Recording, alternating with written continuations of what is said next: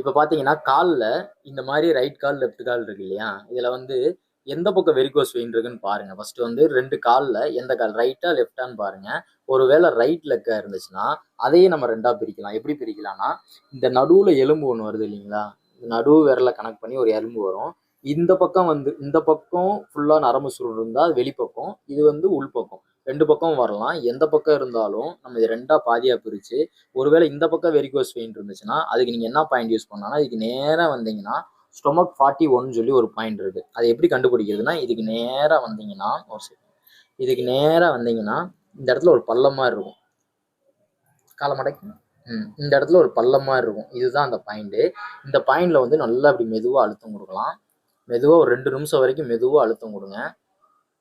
அழுத்தம் கொடுத்துட்டு